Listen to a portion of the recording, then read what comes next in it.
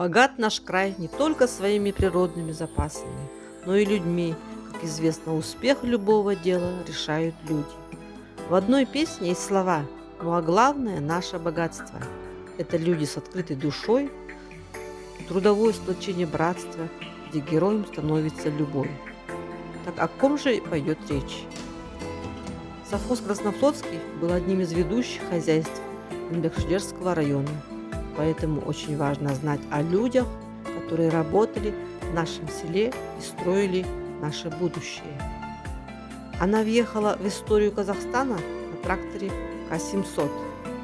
Ее имя знают многие. Хасенова Майра Шатрамановна. Родилась в 1942 году. Инженер-механик, депутат Верховного Совета Казахской ССР. 1960 год. В селе Маданьят, ныне Северо-Казахстанской области, был открыт курс по подготовке механизаторов, которые обучают как мальчиков, так и девочек. Через 2 дня на курс записались 40 девушек. После окончания курса из 40 девушек только 2 были на тракторе. Так она проработала 5 лет.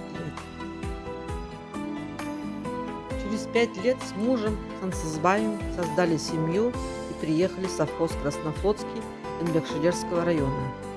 Именно здесь впервые села на трактор К-700. Работала механизатором, освоила вождение и работу на всех видах тракторов и комбайнов. В то время дневная норма составляла 12 гектаров, а наша героиня вспахивала не менее 25 гектаров. Что действительно поражало в этой женщине, так это безотказность и полная нагрузка, казалось бы, в чисто мужской работе. К примеру, ночью зябь пахать, до самой утренней зари таскал ее бессонный К-700 по осеннему полю. Зимой нарезала снежные валы, чтобы сохранить на том же поле влагу. Работала, не считая со временем. Видимо, это отличало ее от других. Это что-то вело по жизни, выстраивало карьеру, заставляло мотаться по хлебному полю и в дождь, и в снег, и в зной. Дальнюю дорогу бери долгую думу, пока уберешь урожай, о чем только не думаешь. А я люблю песни о любви, потому что они похожи на степь.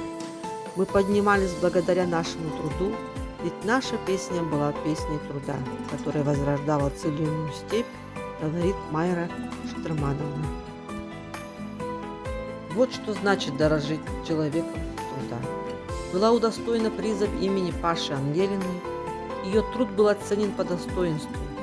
Мы часто ездили в Алматы.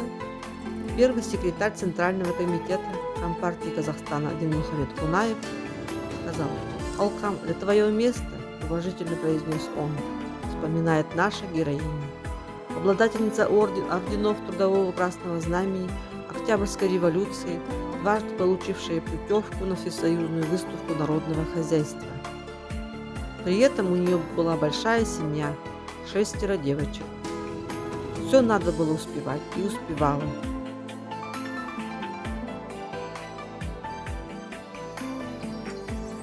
В жизни нередко бывает и радость, и беда. Так случилось, что осиротели дети ее старшей сестры Куралай. За спиной остались 8 детей, и дом Майры Шатрамановны стал им родным домом.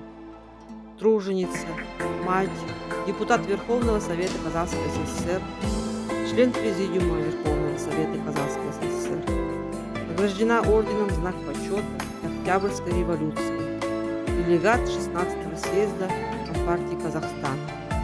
И это все о ней. Они прославляют наш край, строят наше будущее. Мы должны знать о своих знаменитых земляках. Это наше прошлое, а без прошлого